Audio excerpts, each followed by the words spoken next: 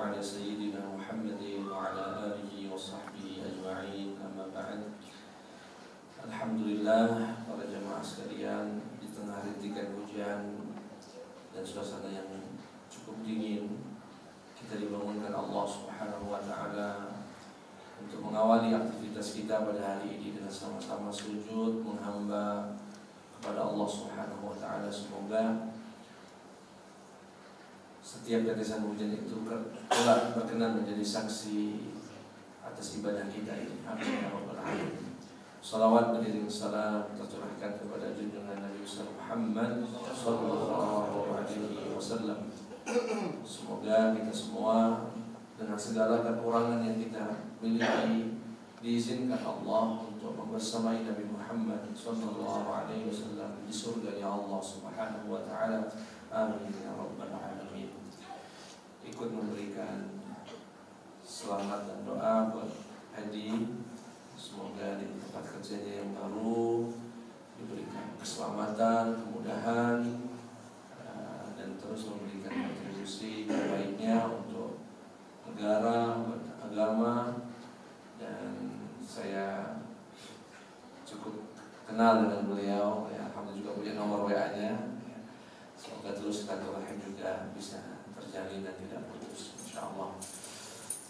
Baik bapak-bapak dan ibu-ibu yang dimuliakan Allah Subhanahu wa Ta'ala, pada kesempatan kali ini kita masuk ke bab baru dari kajian Khasa'is An-Nabawiyah, bab al-mu'jizat wal khasa'is wal ayat fi a'dha'ihi wa jismihi 'ala at-tafsil. Bab tentang kemu'jizatan dan keistimewaan dan tanda-tanda kebesaran Allah pada anggota tubuh Nabi Muhammad sallallahu alaihi wasallam. Yang pertama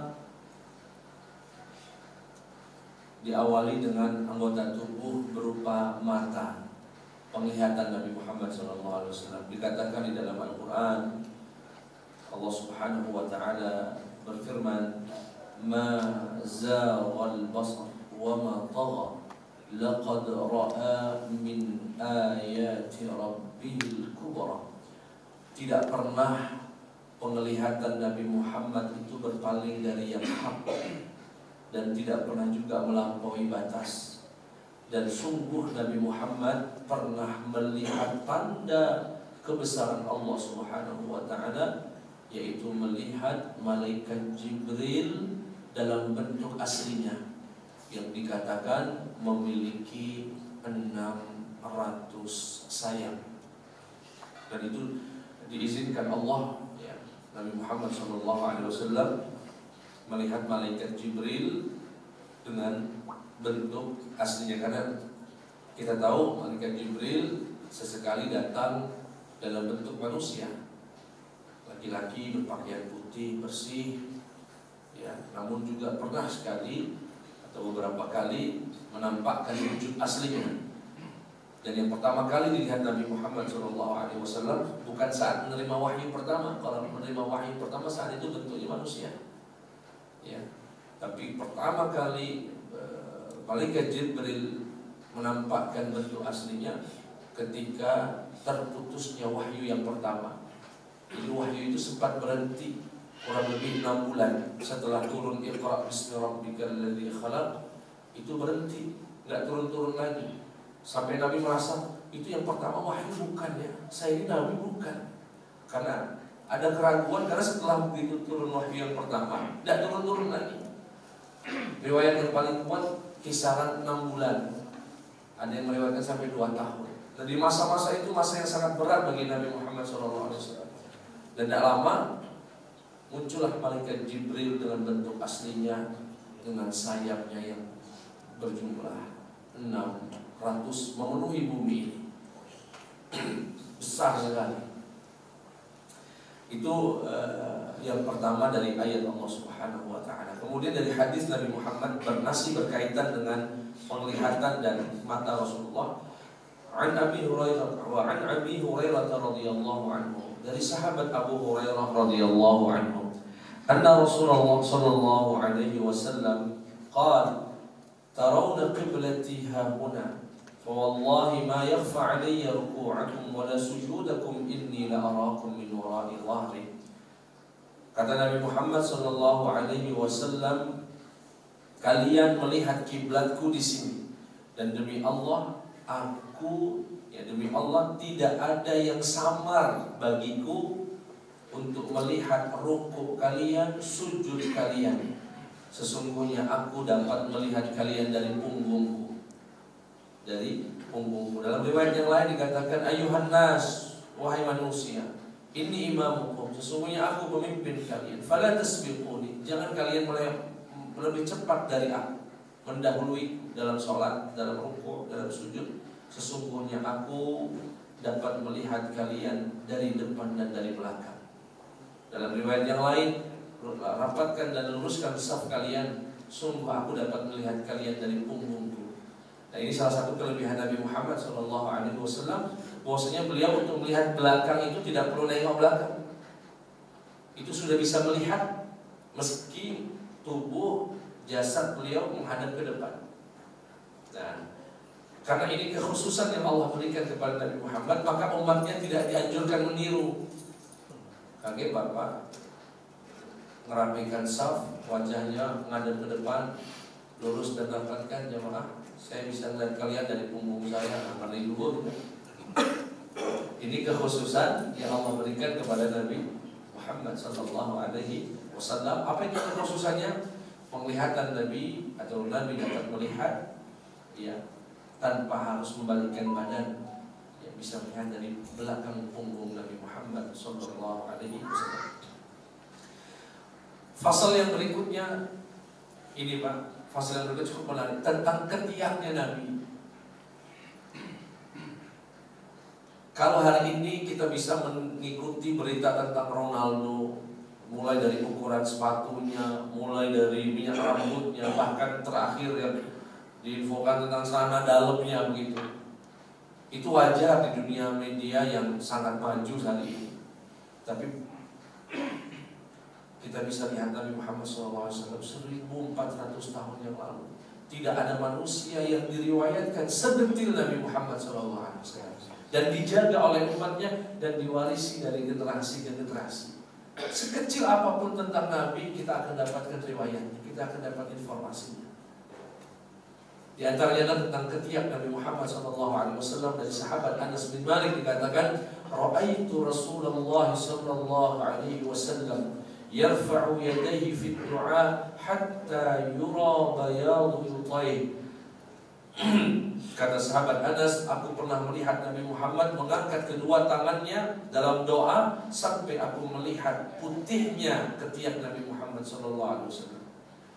Jadi dari sini informasinya adalah Nabi Muhammad SAW itu ketiaknya berwarna putih.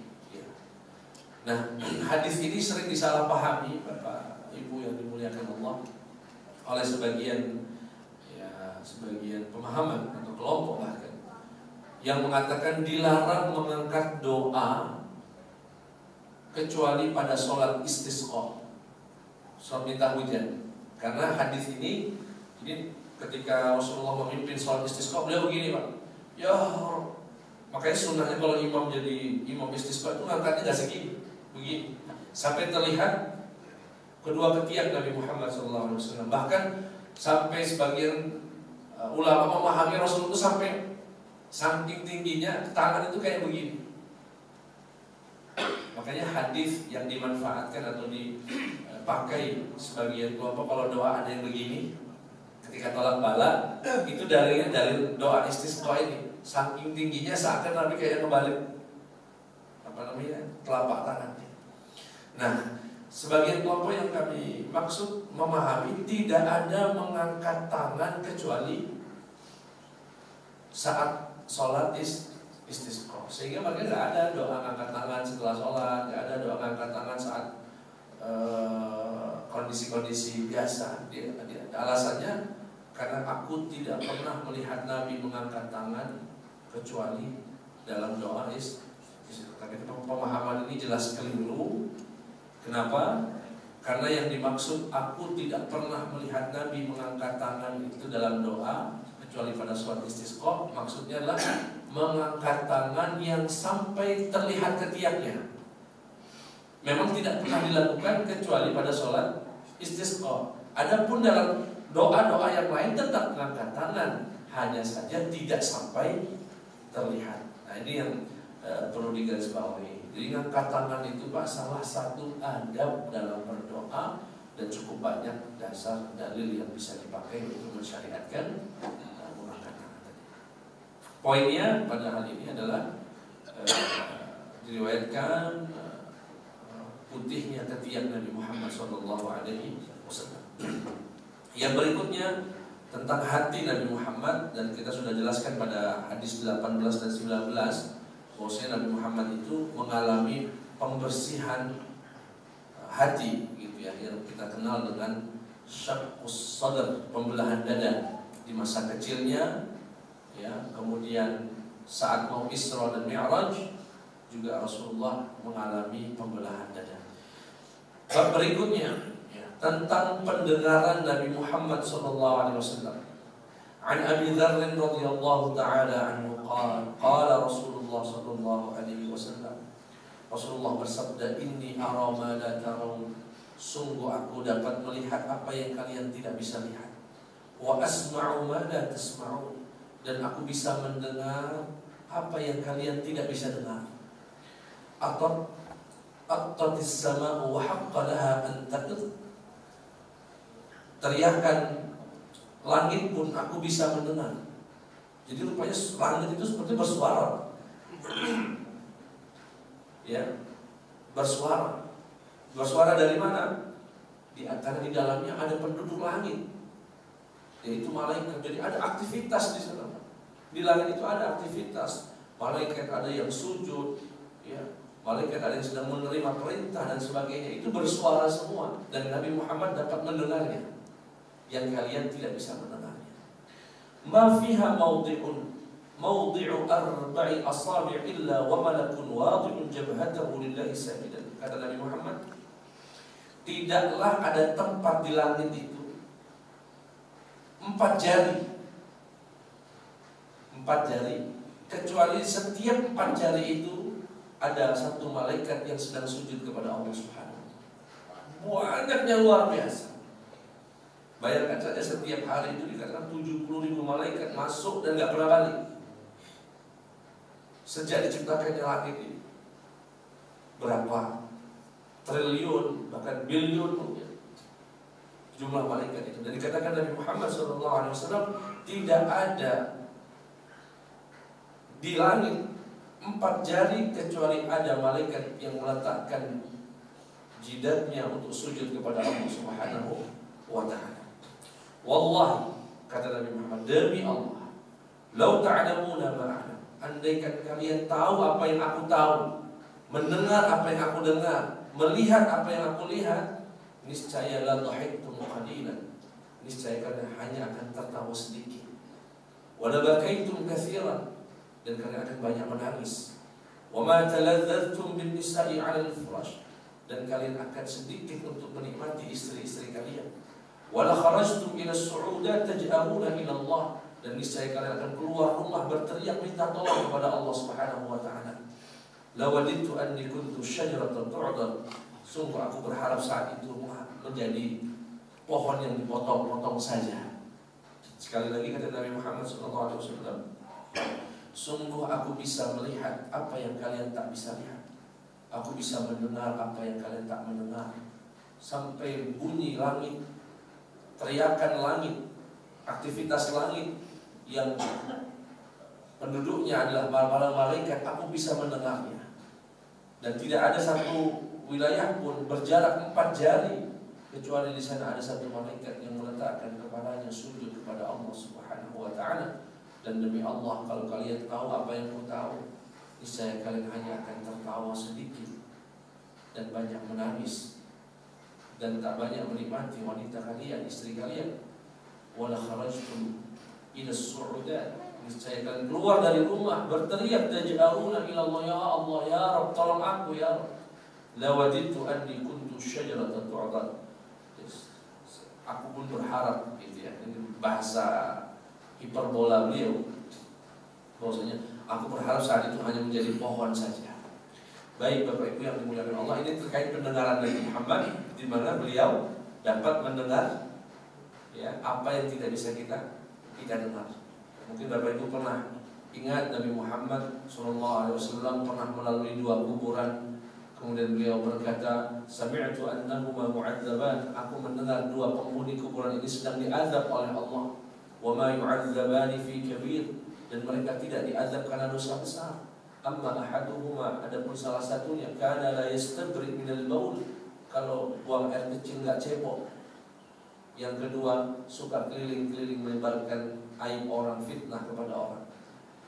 Itu Nabi apa? Mendengar azab kubur dari orang yang di dalam alam barzakh. Ya, itu ya keistimewaan dalam pendengaran Nabi Muhammad SAW, sebagaimana penglihatannya tadi dapat melihat tanpa harus membalikkan tubuhnya. Kemudian terkait dengan suaranya Rasulullah SAW, fasal baru tentang suara. Kita ingat kita sedang di bab kemukjizatan pada anggota tubuh Nabi Muhammad. Penglihatan sudah, pendengaran sudah, sekarang suara. An Abdurrahman bin Mu'adz radhiyallahu anhu, dari sahabat Abdurrahman bin Mu'adz qala, berkata, khatabana Rasulullah sallallahu alaihi wasallam wa nahnu bi Mina, fa futihat asma'una hatta kunna nasma' ma yaqulu wa nahnu fi manazilina. Jadi Rasulullah pernah menyampaikan khutbah sedangkan kami di Mina. Bayangkan itu Pak, saat itu tidak ada speaker. Tapi kata para sahabat, begitu Rasulullah berkhutbah, seluruh yang ada di Mina, bahkan yang ada di rumah-rumah, bisa mendengar suara Nabi Muhammad SAW. Dan saya teringat dulu, masih kecil, saya lupa nama kiainya. Itu di Jawa Timur ada juga seorang ulama mendapatkan karomah ini, Pak. Yang mendapatkan karomah sedang berkhutbah di lapangan besar, sound systemnya tidak ada, tapi tidak ada satu orang pun yang hadir di lapangan besar itu kecuali mendengar suara beliau. Allah sampaikan. Ini nggak mustahil, itu semua dalam kuasa Allah Subhanahu wa taala. Dan dalam hal ini Nabi Muhammad, bayangkan kalau kita tahu Mina, daerah Mina itu luas sekali. Rasulullah berkhutbah, seluruh orang mendengar, bahkan yang sampai di rumah-rumah pun mendengar khutbahnya Nabi Muhammad sallallahu alaihi wasallam. Allah mampu ya menyampaikan suara itu kepada siapapun yang berkenan untuk mendengarnya. Kemudian yang berikutnya tentang keringat Nabi Muhammad sallallahu alaihi wasallam. Keringat, Pak, bayangkan. Ada manusia lebih dahsyat dari Nabi Muhammad sallallahu alaihi wasallam. Sampai keringatnya itu diceritakan, diriwayatkan. Saking cintanya para sahabat. Padahal jujur Pak, ketika saya sudah tinggal di Arab hampir 10 tahun saya di Arab, saya tahu betul karakter orang Arab itu tidak gumunan. Kalau tidak gumunan Pak, nggak kagetan. Kalau kita ini kan mohon maaf ada tabrakan misalnya pinggir jalan, yang nonton bisa 100 orang, yang bantu cuma 1-2. Rame. Citayam fashion sekarang ini, rame. Orang Indonesia itu apa ya, mudah kagetan begitu Pak. Kaget kemudian takjub. Orang Arab itu enggak. Ada tabrakan biasa Pak. Ada yang bantu ya sudah, kalau ada yang bantu ya sudah. Enggak mudah terbawa arus misalnya fashion atau apa itu. Nah artinya apa? Karakter yang begitu saja, yang istilahnya cuekan, tidak terlalu sampai keringatnya Nabi diceritakan itu. Artinya sudah melampaui ya, tabiat orang Arab yang sebetulnya tidak peduli dengan apa-apa. Ya. Tetapi luar biasa. Sampai keringatnya Nabi Muhammad SAW mereka ceritakan. Apa ceritanya? Ada 3 hadis yang disebutkan di sini. An Anas bin Malik qala dakhala alaina Rasulullah sallallahu alaihi wasallam faqala indana fa'araq faja'at ummi bi qadura faja'at tasdutu al-'arq fastayqadha an-nabi qala ya Umm Sulaim ma hadha alladhi tasna'in qalat 'arqun naj'aluhu li tibina wa huwa atyabu tib ya salam. Jadi suatu ketika Nabi Muhammad mampir ke rumah sahabat Anas bin Malik. Sahabat Anas bin Malik kita tahu anak kecil, ya saat itu masih kecil, dan membantu di rumah Rasulullah Sallallahu Alaihi Wasallam. Rasulullah mampir ke rumahnya, kemudian numpang tidur siang. Ketika tidur siang berkeringat Nabi Muhammad. Ketika berkeringat, sang ibunya Anas bin Malik, Ummu Sulaim, mengambil botol, mewadahi tetesan keringatnya Rasulullah. Begitu diwadahi, bahkan yang mau netes gak jadi netes itu diambil sama jarinya untuk jatuh. Ketika sudah terkumpul, Rasulullah terbangun, merasa ada yang dekat dengan beliau. Apa yang kamu lakukan ya Ummu Sulaim? Ya Rasulullah, aku kumpulkan keringatmu dan kujadikan ini sebagai minyak wangi. Tidak ada minyak wangi lebih wangi daripada keringat. Sallallahu Alaihi Wasallam. Dalam kesempatan yang lain juga sama. Nabi mampir ke rumahnya, kemudian tidur siang di sana, dikumpulkan dengan sebotol air, ya sebotol, kemudian diwadahkan keringat Nabi Muhammad SAW. Kemudian Rasulullah bertanya, apa yang kamu lakukan ya Ummu Sulaim? Aku mengumpulkan keringatmu ya Nabi Muhammad SAW, dan aku ingin campur dengan minyak wangiku agar lebih wangi lagi. Allahu Akbar, jangan minyak wangi keringat kita. Yang berikutnya, ya, karena Rasulullah Sallallahu Alaihi Wasallam azharul laun, Nabi Muhammad Sallallahu Alaihi Wasallam itu dulu kulitnya putih, putihnya bercahaya. Ka'anna 'arquhul lu'lu', dan keringatnya bagaikan mutiara dalam tubuhnya. Idza masya takaffa, kalau berjalan nunduk ke depan kayak orang turun dari tangga. Dalam riwayat yang lain, kalau berjalan ke kanan dan ke kiri. Dan ini ada dua riwayat ini, Pak. Ada yang mengatakan Nabi Muhammad itu kalau berjalan kayak nunduk begini, kayak orang mau turun dari tangga. Ada yang mengatakan ke kanan ke kiri begini. Jalannya Nabi Muhammad Sallallahu Alaihi Wasallam. Kemudian kata Anas, wala masas dibajatan wala hariratan alyan min kaffi Rasulillah. Kata sahabat Anas, sungguh aku tidak pernah memegang sutra yang lebih lembut daripada tangan Nabi Muhammad Sallallahu Alaihi Wasallam. Wala syamamtu miska wala anbaran atyab min raihati Rasulillah. Dan aku tidak pernah mencium bau minyak wangi lebih wangi daripada tubuh Nabi Muhammad Sallallahu Alaihi Wasallam.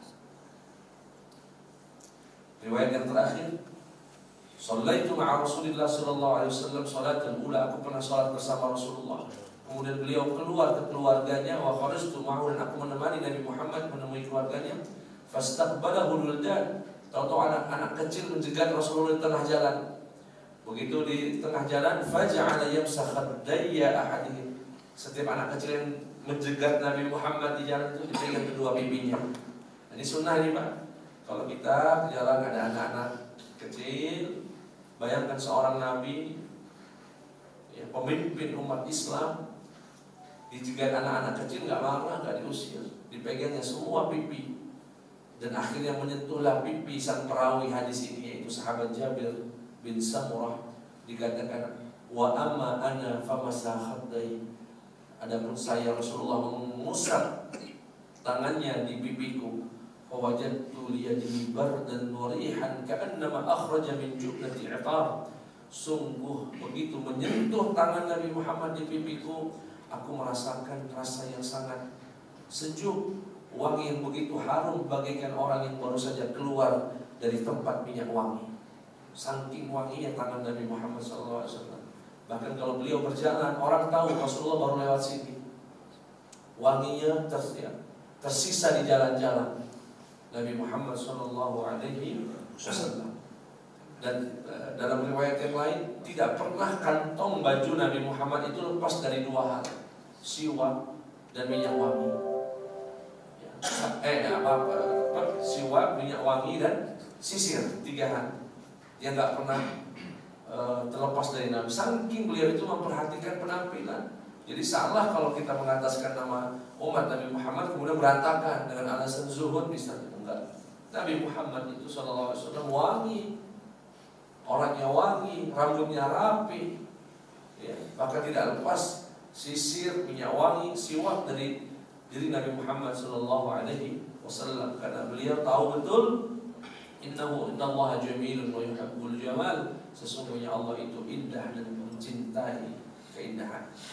Sampai di sini dulu Bapak Ibu yang dimuliakan Allah Subhanahu wa taala. Ya. Ini juga salah satu kekhususan Nabi, yaitu keringatnya wangi, bahkan lebih wangi daripada minyak wangi. Ya. Dan itu tidak Allah berikan kepada keringat-keringat manusia yang lain. Sampai hari kiamat dekat orang punya keringat wangi itu Pak. Ini hanya, makanya dikatakan Rasulullah itu Pak, basyarun la ka basyarin, manusia tapi tak seperti manusia. Sallallahu alaihi wasallam. Minggu depan kita akan bahas tentang darahnya Nabi, akan tentang air kencingnya Nabi, kita juga akan bahas tentang kakinya Nabi Muhammad SAW dan seterusnya. Itu saja, saya kira sudah menjelang suruh. Kalau ada yang mau ditanyakan, dipersilakan. Silakan. Assalamualaikum warahmatullahi wabarakatuh. Tidak kata lain selain subhanallah atas mukjizat yang diberikan Allah kepada Nabi sebagai pemimpin mukjizat. Seperti Ustaz sampaikan tadi bahwa mukjizat ini diberikan kepada Nabi Muhammad SAW itu sebagai umat yang sangat istimewa. Yang ingin saya tanyakan adalah apakah mukjizat ini selain dadanya dibelah, pensucian hati pada waktu kecil 2 kali, apakah ini diberikan yang lainnya, diberikan pada waktu beliau sebelum diangkat menjadi nabi atau setelahnya, seperti bau keringatnya, penglihatannya, apakah itu sudah dimiliki sebelum atau sesudah beliau diangkat nabi? Baik. Yang pertama, sesuatu yang di luar dari kebiasaan, di luar dari kebiasaan, dan sesuatu yang luar biasa dalam Islam itu ada 6. Jika dia muncul pada seorang nabi sebelum menjadi nabi, namanya irhas. Jadi ada kemukjizatan yang muncul pada Nabi Muhammad sebelum beliau menjadi nabi. Nah, tapi tidak diistilahkan dengan istilah mukjizat. Istilahnya irhas. Adapun ketika Nabi Muhammad sudah menjadi nabi, namanya mukjizat. Kemudian jika dia muncul dari seorang wali, seorang kekasih Allah, orang yang rajin ibadah, namanya karamah. Muncul dari orang-orang seperti saya ini, orang biasa, namanya ma'unah. Jika muncul dia dari nabi palsu, ngaku nabi, pacak ujung nyulap-nyulap, namanya ihana. Jika dia muncul dari seorang dukun, namanya sihir. Itulah 6 hal yang di luar dari kebiasaan dan muncul kepada manusia. Nah, untuk nabi sendiri ada 2, satu irhas, satu mukjizat. Apa saja irhasnya Nabi Muhammad SAW? Di antaranya pembelahan dada. Itu pernah terjadi di kala beliau dalam asuhan Halimatus Sa'diyah di Bani Sa'id ketika beliau disusui. Itu pernah dibelah dadanya oleh malaikat Jibril. Kemudian awan yang selalu menutupi beliau kemana beliau pergi. Kemudian matinya api orang Majusi yang selama ribuan tahun tidak mati. Seperti begitu Rasulullah lahir, dia pun mati. Lahirnya Nabi Muhammad berupa cahaya yang dilihat oleh sang ibu, yang cahaya itu sampai menerangi kerajaan di Damaskus dari kota Mekah. Kemudian